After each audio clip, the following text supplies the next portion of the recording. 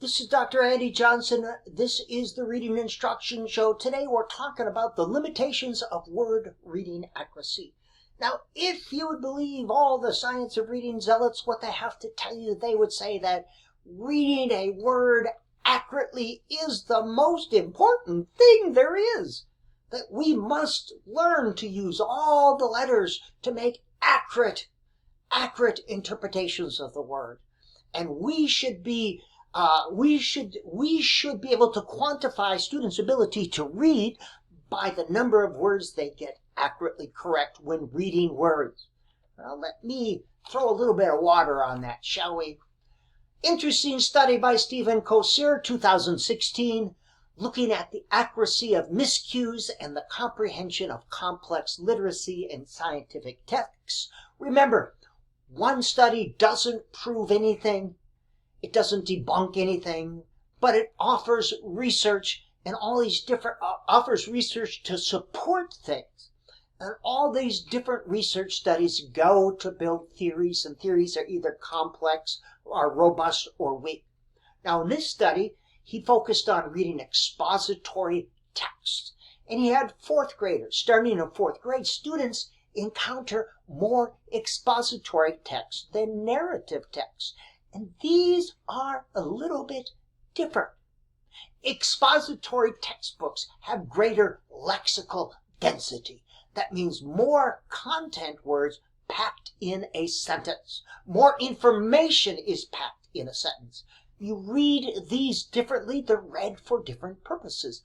Expository text is read to understand. Narrative text is read to enjoy.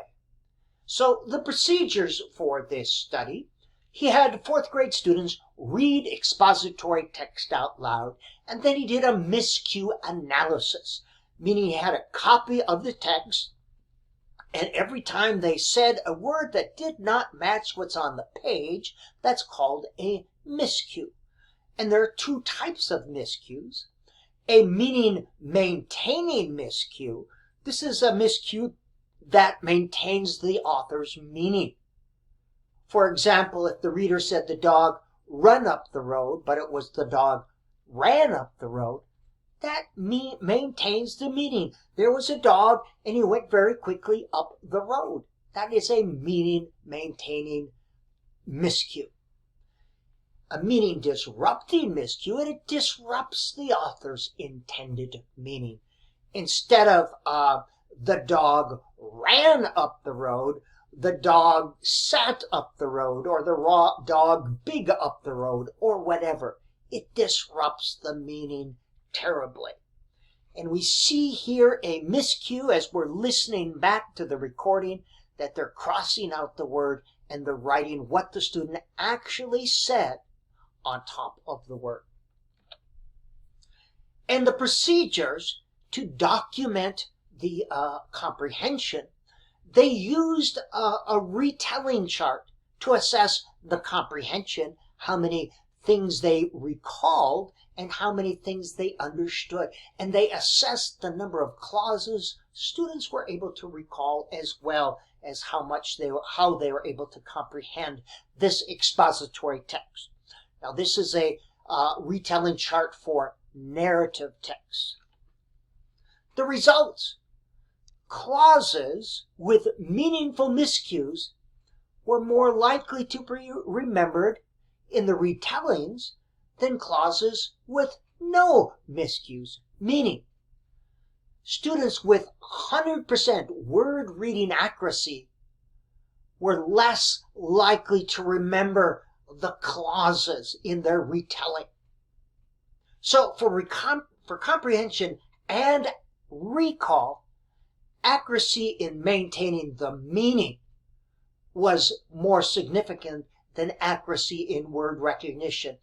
Meaning, if you had meaningful miscues, you are creating meaning with print versus focusing on surface structure. In a meaningful miscue, the reader must produce alternative ways of expressing the same idea. You are reading for deep meaning versus surface structure.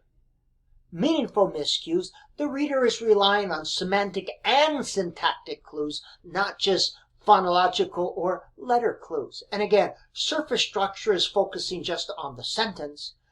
Deep structure or deep meaning focuses on the meaning. And if you're focusing on the meaning, you're more apt to have meaningful miscues. So what? Reading is creating meaning with print, not accurately decoding. Instructional strategies that focus on maintaining meaning are more important than strategies that focus on word reading accuracy for creating meaning. What do we do with struggling readers? We tell them to sound it out, and we correct them the minute they have a miscue of any sort. Resist the urge to overcorrect oral reading. If a child is reading out loud, if you jump in right away and correct them, they never develop metacognition, the ability to see if it makes sense. They never develop the ability to use context clues. And fourth grade and up, you should focus on informational books. Start to read to learn. You need to teach study skill strategies with these expository or informational book. A study skill strategy. We'll talk about that in another video. And you must teach students that reading a textbook is different than reading a storybook. Different strategies are used. Study skill strategies are used for textbooks, not for narrative texts. If you're doing a comprehension activity with your students, the focus should be on comprehension, not word identification. So you want to use text that's at their independent level or below.